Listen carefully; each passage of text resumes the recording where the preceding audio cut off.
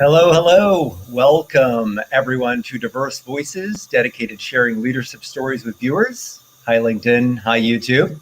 Hybrid work is here, and communications, engagement, and leadership challenges are reshaping the CHR role and the talent marketplace. The combination of new, virtual, remote, and in-person environments provides an opportunity for leaders to think differently. Today's conversation focuses on team building and connecting in a hybrid environment. And that's why I'm excited to have Ron Arigo and Stacey Richey on today's show. Hi, Stacey. Hi, Michael. Hi, Ron. And hello to all of our viewers. So good to see you. Hi, Ron. How are you? I'm well today, Michael. It's good to see you and good to be here with you, Stacey. And good morning or good afternoon to all those dialed in. That definitely, we're loading up on another screen. So for those of you who aren't aware how this works, sometimes I look away. It's merely to chat with our audience. But for our audience, Ron Arigo is the CHRO of AAA Northeast, and Stacey Richey is the VP of People at Corvus Insurance. What I love about this is, as we discussed in our preparation, I'm thrilled, and I think our audience is thrilled to hear what both of you are learning and about your team's engagement and better ways to grow people leaders and how we can help those organizations attract and retain talent, empower employees in this new world of work. It was interesting in talking with a CEO yesterday.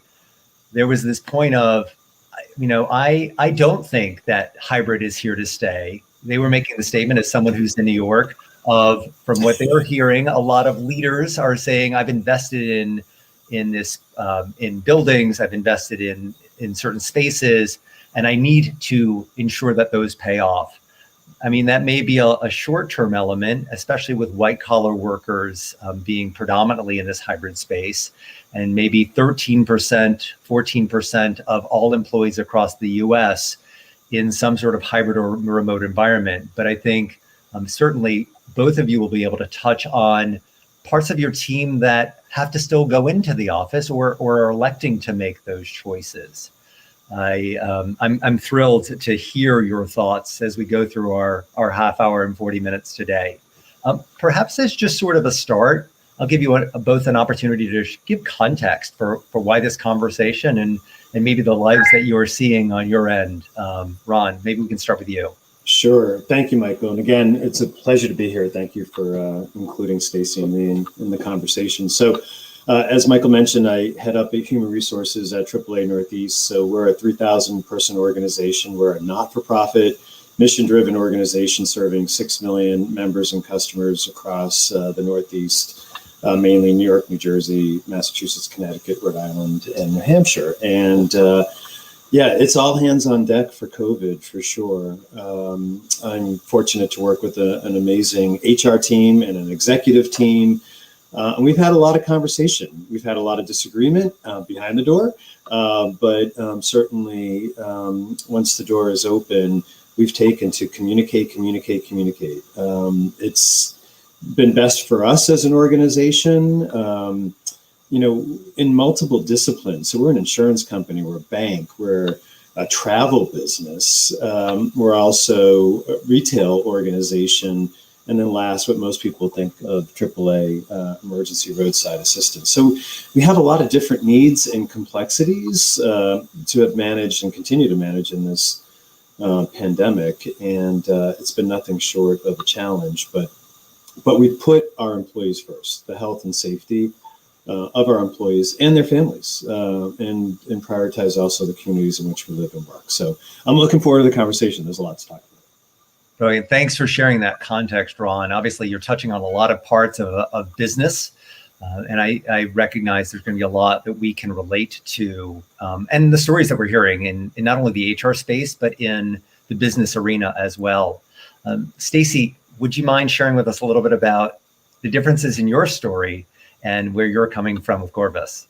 Yeah, of course. So I would be shocked if anybody on the call has actually heard of Corvus Insurance who's not in the insurance world, but we are a insure tech. So we really, at the end of the day, consider ourselves a tech company that empowers insurance and really the insurance we provide, for example, is cyber insurance. So when you think about all the ransomware attacks or data breaches going on, and we've always been headquartered in Boston, and about 50% of our workforce has always been remote based. And when I started about a year and a half ago, we were about 60 employees. And now we're over 200. We're going to end the year close to 250. So when you talk about hyper growth, this is the rocket ship that we are on. And when we think about this pandemic, it's kind of like, well, Corvus has always been hybrid, so things haven't really changed. But it's like, no, actually, things have changed quite a bit. And to Ron's point, too, super fortunate to work with really heart-led, people-led leaders who really understand that we have to meet our employees where they are and their, safety. And we talk, Corvus is named after birds. So there's always bird puns and flying puns in everything we do. And so we talk about protecting the nest in this case and really understanding what that looks like in a very tactical day-to-day operations here. But yeah, we're going to end the year close to 250 this year. Next year, we're going to continue to double in size and potentially even look at international expansion too. But yeah, this pandemic has really thrown a wrench in our operations in the sense of, wow, how do we really, make the best of the situation and really be there for our employees in ways that they need to be. Stacey, I really appreciate what you've shared. Ron, echoing your sentiment of purpose-driven. There's a lot to when a business leader is driving their business forward, making certain that the employees feel that sense of security and safety because it puts them in a better mindset to do their day-to-day jobs, to collaborate in whatever way they see fit. And I thought we could start, and maybe Stacey, we'll start with you with the question, and then we'll roll over to the same for Ron. If you could share one initiative that maybe you and your team learned in the last 18 months that really drove positive engagement. Yeah, one thing that we've really been learning, and just like a lot of the HR teams out there, we're doing constant pulse surveys. And what we're finding out is, as much as we're hiring diverse and talent, and much as whether it's geography, age, or anything, is that we really, as we're adopting and really embracing this hybrid work environment, it's really up to us to start to give more visibility across all business lines to prevent these silos. Because as you scale, it's super easy to have these silos start popping up and forming. And so one of the things we've learned is, hey, we have to be really intentional about that cross-functionality and building in the cross-functionality and just visibility into our day-to-day operations. So one of the things we've done, it's a small thing, but it's going pretty far, is, for a smaller up-and-coming company, is we started to initiate peer-nominated recognition awards and saying, hey, somebody did a great job that aligns to our mission and our values. Let's recognize them in a very public setting, and let's shine a light on that so that way everybody knows all the great work that is being done here. I really love that. I think that everyone would appreciate a pat on the back or recognition from their manager, but in this very social media driven society, a little bit of a public shout out doesn't hurt, and certainly gives people a little bit of a spotlight onto their efforts. Exactly. Ron, yeah, Stacey, I really applaud that. And Ron, if you could share something on your end that you've tried that's driven positive engagement, please. Sure, absolutely, Michael. So, like Stacey, we've asked our employees to give us, their sentiment. So we've leveraged pulse surveys quite a bit. Separate from pulse survey, we also have engagement and observation. And we've observed and we've heard that our employees are exhausted. This has been longer than we expected it to be. And as much as many of us, if not most of us, appreciate the opportunity to be home more than we were before for a variety of, reasons and priorities, it's really hard, to end the day. And I think, like all of us, right now we're on a digital, platform. And if your day's like my day, it started at 7:30 to 8:30, and then there was an 8:30 to a 9:30, and there was a 9:30 to an 11. And on my 11, I said I have to go, 10 minutes to 12 because I need to get ready for this. And that's the way the day goes, all the way, for me anyways, it goes to about 5:30, and then I go and read my email after having dinner with my family, and wake up to do it again. So I say all that to say, within HR, we often can model the way, and we decided to adopt what we call Focus Friday. And that improved our level of engagement because Focus Friday is, and it didn't have to be a Friday, but we majority rule chose Friday. And Friday for us is a day to ourselves. It's a day to catch up and to think and to do, to separate ourselves from Monday through Thursday, the 7 to 8 and 8 to 9 and so forth. And it has produced wonderful engagement results for our HR team. And we measured the results and the level of engagement and the work that's being completed. And we took it to our executive team as a pilot, if you will. And we asked them to consider rolling it out within their own respective business lines. And we've had some early adopters and we've had some resistors. Sorry, you can hear the dog in the background. That's the way these go. So it's just been a wonderful one example of thinking outside the box.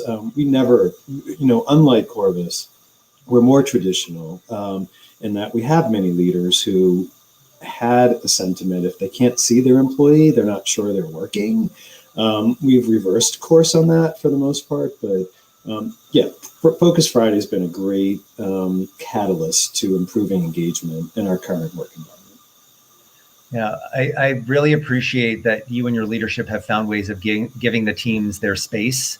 It used to be that we would step outside of our door and there'd be this change in personality, change in environment, whether you were commuting or going down the block to a different office space. And now everything's bleeding over. We heard your dog. My cat will step in, who's the boss as well, and tell me what to do. You're going to see the puppy. This isn't expected, but somehow he got out of the crate. So I'm going to give him back. That's all right.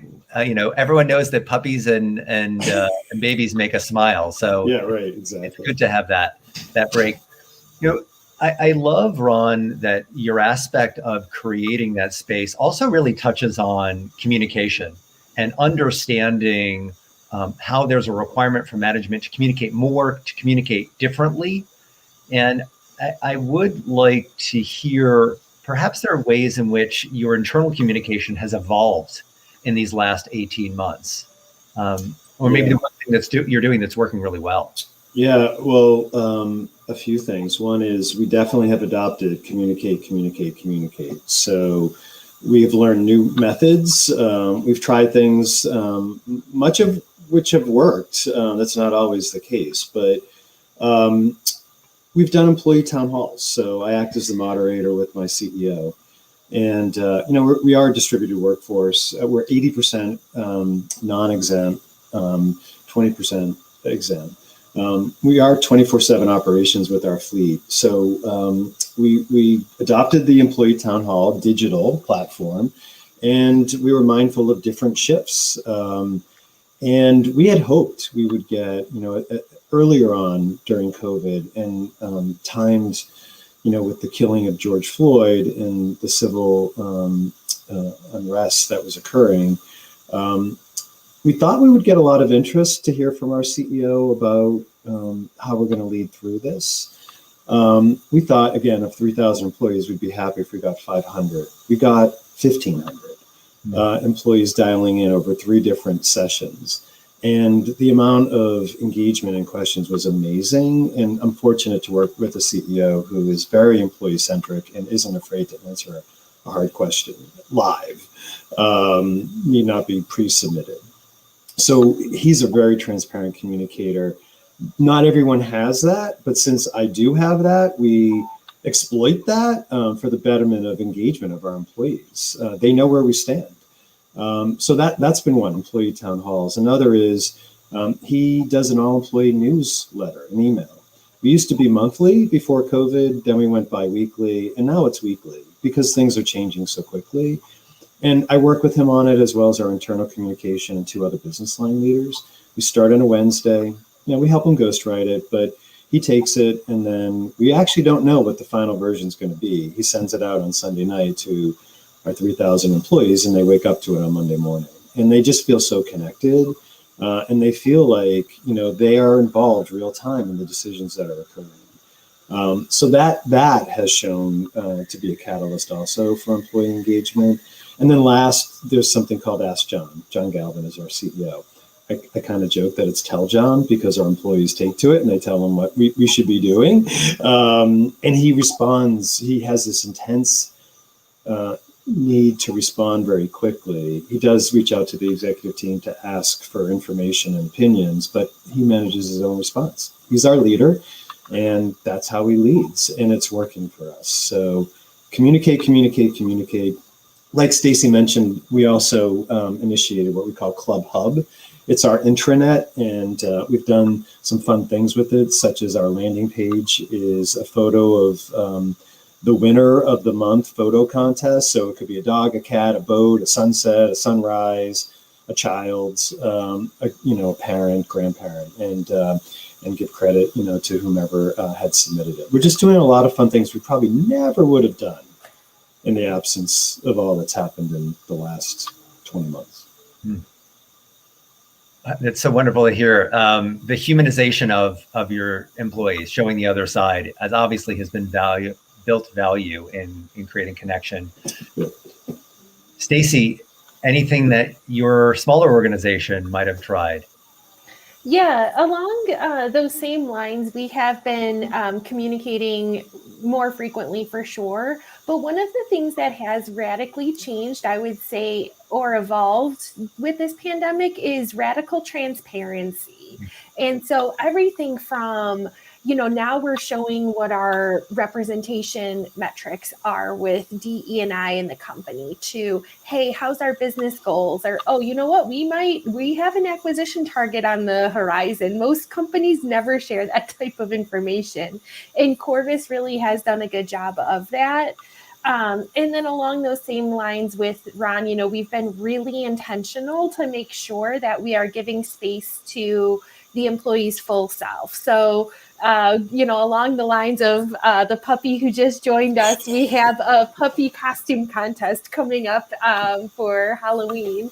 And, just finding more ways and intentionality to connect with the personal life as well as their business and their professional life. We want them to feel, connected to the company. But same thing, our CEO and president are very transparent, and they've been hosting Ask Me Anythings and small group breakouts. And, we do a monthly lunch break with anybody who has birthday during the month of September, for example. Mm-hmm. And it's just a great way to have that open line of communication, and that, hey, you're in September, so am I. Oh, hi, we're humans. So kind of breaking down this digital barrier that we sort of are all behind in our screens right now. That's great. That is wonderful. And I'm a big advocate for transparency that, I'm going to guess that your employees and team members will give more leeway about, here are the goals we've set for ourselves. Here's areas where we may not be achieving or not on trajectory, and it may ideate around what can we do to shore up this issue? What other efforts can we take to deal with situations where we may be falling a little shorter than our goals? That humanity is important. But Stacey, you touched on something that I think might be interesting. And Kathy sort of chimed in, talking a little bit. In essence, she's asking about proximity bias. And when both of you are talking about this idea of the digital divide and the digital environment, it makes me think about, how are you asking leaders and managers to appreciate and see on equal footing those that may not be in office or in front of them as often as team members who are still working, but maybe not showing up in the same way? Is that something you've had to guide and lead managers on? Yeah, definitely. And so what's interesting about that is with Corvus in this hybrid model, we say, right now I'm in the office, but I also am an extrovert and I get my energy from others. So you have to remember I am a little bit of a unique case here, but we tell our managers don't come into the office unless you also feel comfortable coming in to the office. And so with that, the majority of our managers are remote. Our executive team, half of them, again, are based in Boston. The other half are anywhere from Texas to Connecticut and everywhere in between. So in terms of that favoritism and that bias, one thing that we have thought about is, hey, even if you're taking a meeting, does it make sense for everybody in that meeting to join on their laptops, even if you could be in a conference room together, just so that way there is no bias during that meeting and everybody's sort of on equal playing field. Another thing that we talk about more importantly than this bias and sort of that favoritism of who you see, but it's also making sure that you are elevating the voices that are not speaking up in the room. And we've provided a lot of training around how do you really drive that engagement from all members of your team. Some people are slower processors, so you need to send out an agenda ahead of time and say, hey, come prepared to discuss whatever this topic might be. And so that way they feel more comfortable. Others are like, it's always the loudest voice that makes their voice heard, but it doesn't always mean it's the best idea in the room. And so really training around that. And then another thing too is having that open lines of communication with our managers and their direct reports too, and talking about the elephant in the room, which is burnout, or this, Zoom fatigue. Like, these are real things. Let's talk about them. And so we talk about them in a very upfront and honest way. So that way our managers feel equipped and like it's a safe place. So that way they can talk about it with their direct reports too. I love that leadership. Now, obviously, Corvus is 250 people. You may be able to move with a bit of speed. Ron, for your larger organization, how are you facing issues of proximity bias and that type of training? Yeah, your mention, Michael, of size does provide us perhaps a little bit more resource. So everything Stacey said, I agree with, and in some manner we're also doing. I would add, we're taking a very learned approach. We're taking an approach of education for our leaders and also individual contributors about change management. So Kathy's question is real. We experience it every day, all day. We experience still people who, although enabled with cameras, prefer not to turn on the camera. Socioeconomic diversity such that, I have a nice bookcase, with pictures behind me and some sense of quiet. But not everyone has that. We have employees who work in a home with very small and not productive space sometimes, or not, from an equity, perspective, doesn't have the infrastructure from bandwidth perspective. So we're trying to even that out. But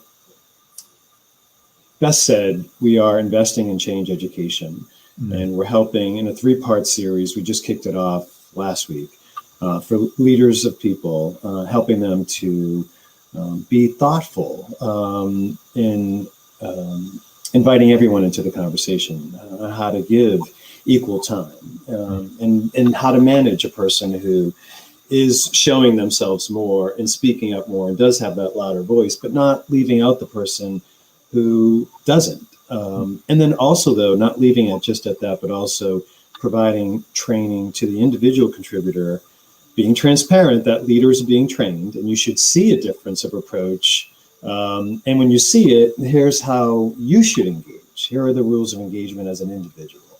So we do think it can be taught, and we're investing in it. That's great to hear. I really appreciate the idea of coaching up and coaching down, right? Because just because someone is maybe less developed in their career or earlier in the stages of their career, no matter what that looks like, it could have gone from one field to another. It doesn't mean that they don't have value to add and feedback to give. But that also leads to the idea for me of mentorship and sponsorship. Are you creating any sort of different mentorship or sponsorship models in your hybrid workspace? And if so, what does that look like? And maybe Ron, I can start with you. Yeah, we're challenged by this. It's a great question. I think our audience will appreciate that. Our chairman of our board of directors has challenged me about mentorship during COVID. I don't have the answer or an answer, but we are working together as an HR team and as a leadership team to tackle this. One thing that we're introducing is what we call career exploration. And it's a little bit about COVID, but it is more about creating investment in our entry-level talent that is largely diverse. It's where we have the most amount of diversity in our organization. And it's told us in pulse surveys that it's looking for a path forward. And it's not easily finding it in our large organization that, has silos, very, hard walls, insurance, banking, travel, and they want to be able to navigate the organization to earn more money and be more autonomous. So we launched in a pilot in August, what's called Career Exploration, and it's an investment in personal brand. It's helping our newer entry-level employees to be better able to promote themselves for opportunities. So we've told them table stakes is being well performing.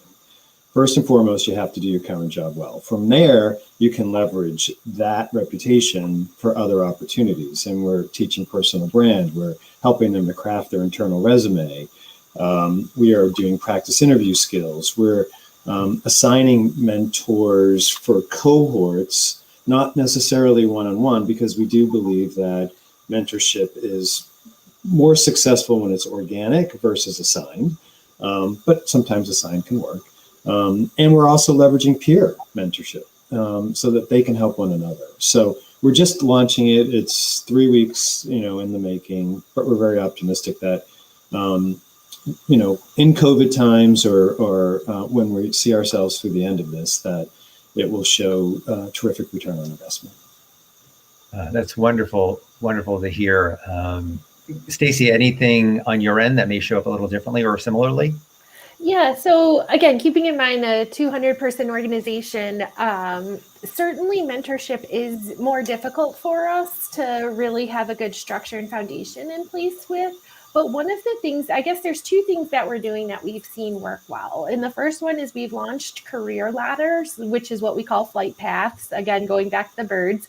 And so this really shows everybody within the organization for this particular job family, what does career growth look like, both as an individual contributor or as a people manager? And why this has been helpful when you think about it in terms of a mentorship is, how do you know where you're going if you don't know how to get there? Or how do you know, how to transfer either laterally or vertically to the next position? How do you grow without having that career ladder in place? So that's been really helpful. And then the other thing that some of our teams have done particularly well, and the one team that comes to mind for Corvus is our software engineering team, is they really do a good job of when they have a new person who starts on their team, of assigning a peer buddy to them. And it's not necessarily a mentor, but it is unofficially in the sense of, hey, let me show you the ropes. All your silly questions, this is where you can find it. This is where it is in the code base. Oh, this is how we use GitHub. And the different tools and resources. And that's been actually just phenomenal because it's a great way to get introduced to the company with that sense of, oh, there's somebody in my corner right away who I can go to. I relish that. What I'm hearing from both of you is not only the opportunity to understand what can be the next steps, but a degree of helping those individual team members to be better at storytelling and owning who they are and their role in the organization, so others can see them for obviously the hard work that they do, the value that they have, the struggles that they may be experiencing, to help them move forward within that organization. I'm curious from that, are there ways in which you're being much more deliberate about retraining opportunities and supporting employees in that way? You both touched on it in different ways, but maybe there's a bit more to that. Yeah, I mean, I can share. So as I mentioned earlier in the conversation, one of our businesses is the travel business, and it's a $400 million business to AAA Northeast with a little more than 250 employees. And of course, the world stopped traveling. So all our 250 employees did all day, every day for a long period of time was first get people back from where they were safely. And once back, helping them to get refunds, manage cancellations, and hopefully, if they were optimistic enough, rebook them for another time. So our business went from 400 million to just giving back money, almost to zero. So we had to make some hard decisions. Again, good news is I work with a CEO who is employee centric. And there were other parts of our business that were booming, given the anxiousness of U.S. workers about keeping their jobs, some successful, some not. People were looking at their budgets, and we're an insurance company, and we're good coverage for a good price, and people were flocking to us. And then on the banking side, with home, we do mortgages and refis and such. And we just couldn't keep up with the volume. So we went to our travel advisors, associates, and said, listen, we don't want to lay you off. We don't want to lay anybody off. We will, if you're willing, we will reassign you to other parts of the business where we need help and we're hiring and can't find people to take our jobs, and we'll retrain you virtually. And that's what we did. We didn't lay off a single person.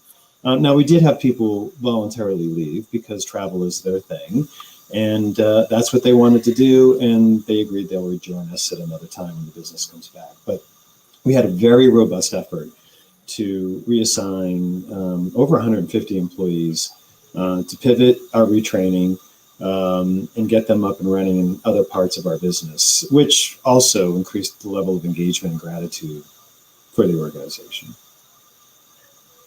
The idea of being so purpose-driven and people-centric obviously shows through in that example.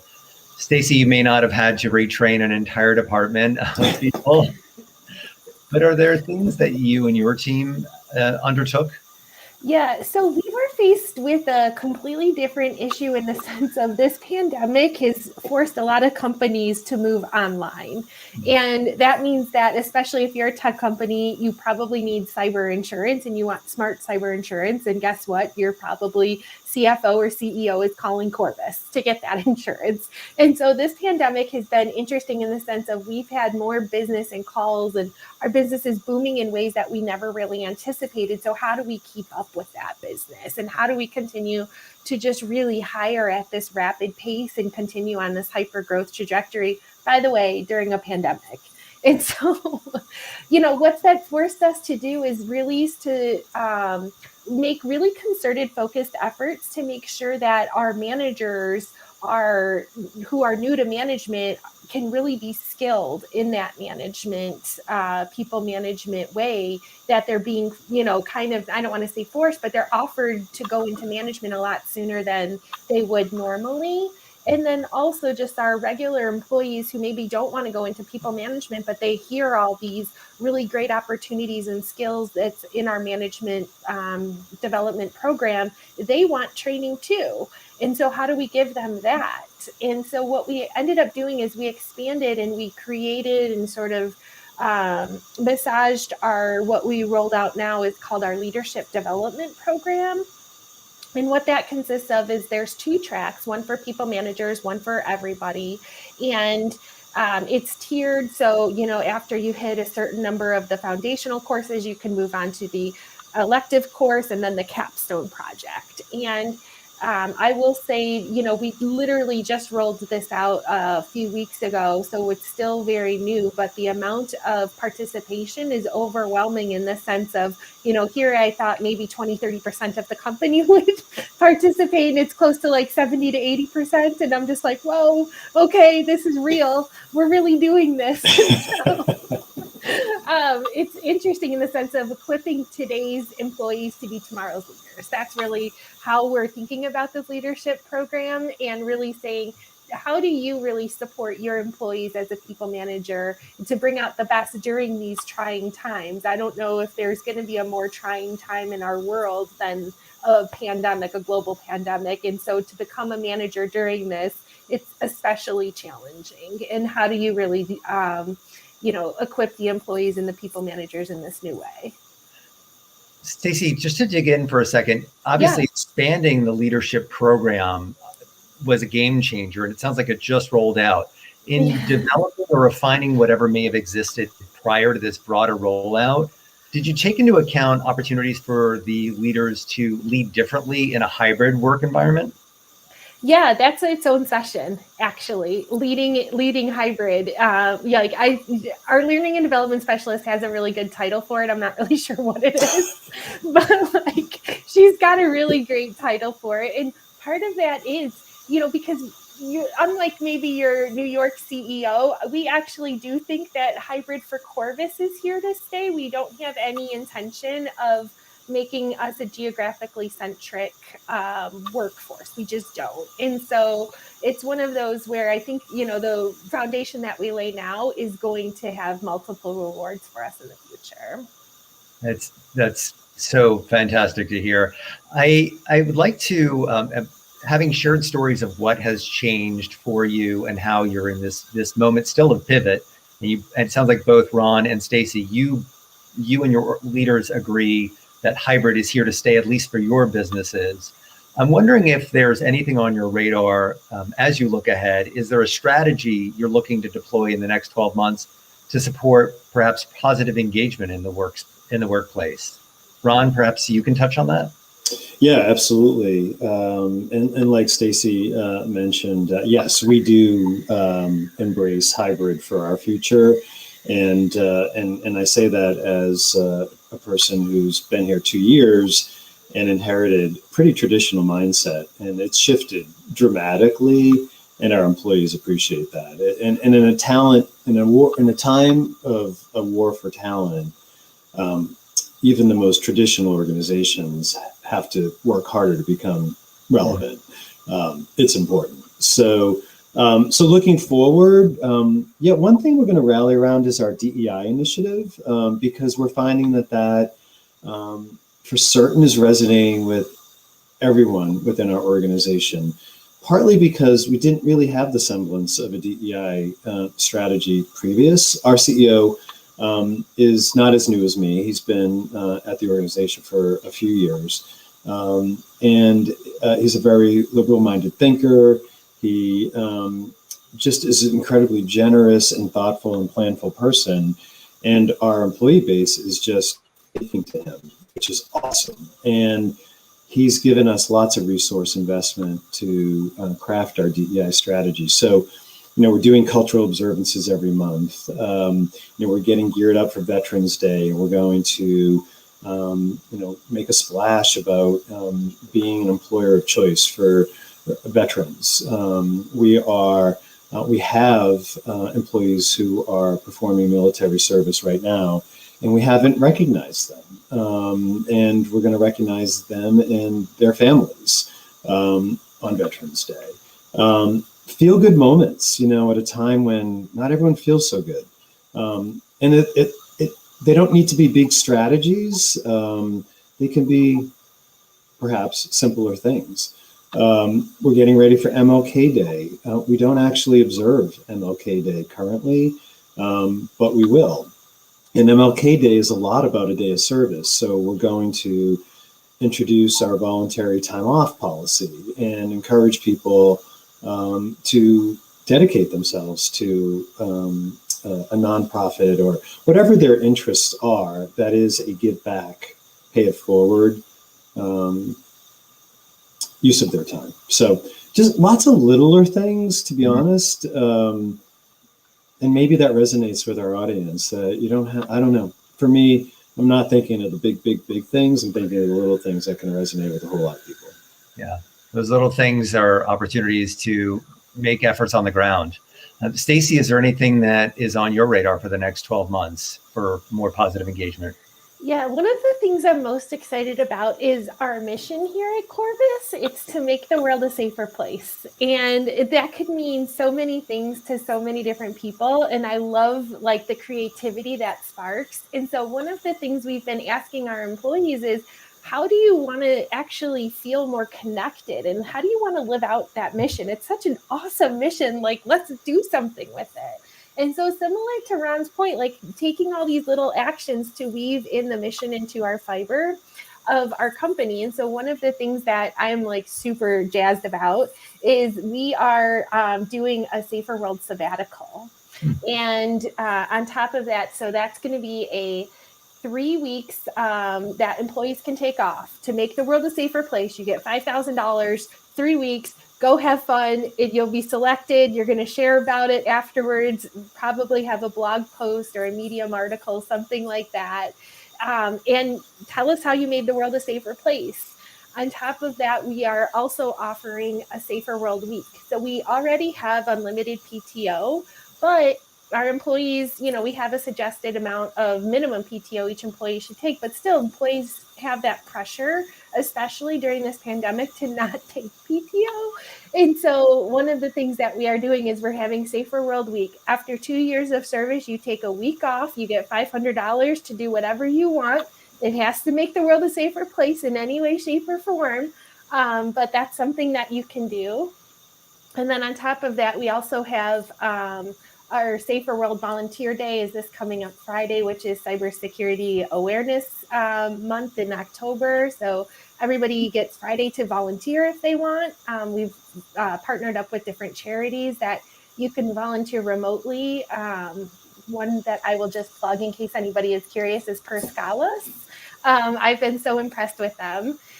So, you know, there's that. And it's just, you know, every Friday when we realize, hey, our employees are really working hard or we're achieving another milestone, we call them Phil Fridays. And Phil is our CEO. He will send an email, a Slack out, and he'll say, okay, everybody take Friday off. And so it's like just these Phil Fridays. It's great, and they're small like gestures in terms of, you know, taking the time off, but it also demonstrates, hey, we care about you. We don't want you to get burned out. We love you. We don't want you to work too hard here in the sense of it becomes unhealthy. So I love really that. About that. Those are great. I mean, I just, you know, for what I said and now what Stacey said, it's interesting that it's seemingly the simpler things that we don't have to challenge ourselves always with the big thinking. Not always. No, but both avenues are really incredible in that, Stacey, if I'm hearing you correctly, your leaders in essence tell their teams or individuals in either of those moments, whether it's a Phil Friday or sabbaticals, no, we're closing you down. You need to take the time off and disconnect, grab an ice cream cone, enjoy the weather, whatever it may be, and send them away from their desk. Exactly. And if you are not willing to go, we will help you get there. Yeah, that's awesome. You know, it reminds me that, you know, one of our bigger strategies for 22 is our ESG strategy, environmental, social, and governance. And as part of the environmental, you know, making sense of the fact and recognizing that there are going to be, because of climate change, more natural disasters. And we have a mission also, and ours is to help and serve. And so we're setting our employees up to help and serve where there are national disasters in our geography or outside. You know, for those that want to go and help and lend a hand, we have a travel business and we can facilitate with discounts, you know, and pay for it, you know, their travel. They can use their volunteer time off to dedicate their time if it's going down to Texas, if it's Texas. And so, you know, things like that, because people want to help and they want to serve. I am thrilled to hear that. It makes me think that there's opportunity for organizations to just embrace their role in, whether it's in serving their customers, in respecting their employees, in being great partners. And I was actually having some conversations with a large chemical company in the ESG arena, and they lean so much on the environmental, where they recognize there's a gap in that three-legged stool is, where can we be more socially minded? Where can we be better partners? Stepping away from being transactional and looking at their employees and their partners in a way that respects who they are and the challenges that they're bringing, or maybe trying to hide behind a door every single day. It is really endearing to hear. We are approaching perhaps time, but I would like to leave the room for maybe one big takeaway from each of you, like a lesson learned, or even those small things, Ron, that you mentioned. And Stacey, perhaps I can start with you. Yeah, I would say the biggest takeaway is to prioritize your employees' happiness and meet them where they are. We all know that happy employees are more productive, but they have to really feel that. And I think as business leaders, but especially in people operations, that's our responsibility to make sure that we are the bridge to making sure that they can find that happiness where they're working. And so meet them where they are and, try to make them as happy as possible. That's fantastic. Wise words of wisdom, even though that's a little bit of a tough. Ron, anything on your end? Yeah, I'm proud of the work that Stacey and I and the others on this call, Michael, yourself, and Saterman are doing. We're putting the human back in human resources for sure. And, you get a peek. You saw my puppy named Foggy, who enters the room. We've met, parents and children and grandparents and caregivers, and it's wonderful. That's just something to embrace. I just think that, we've gotten to know our employees much more. We've had a lot to celebrate, and we've also, had things to commemorate, positive and negative. So it's been a challenge, but I think we're all learning a lot, and I'm a lifelong learner. And I think, for those of us that are, that's the positive side of all this. Yeah. There's something to be said about embracing the whole person, every single individual, that sense of inclusion. Even if you take it away from that diversity space, as a leader, it's an opportunity to make sure that everyone's included and can bring their best selves to their work whenever they can. This has been an amazing conversation. There's been a lot of chatter. I've tried to incorporate as many comments. So thank you to our audience for stepping in and stepping up and asking some fantastic questions. Ron, Stacey, thank you for revealing what's been going on behind your doors. Although you strive to be transparent, we don't live your lives every day. So we thank you for all of that. And to everyone else, we'll see you next week.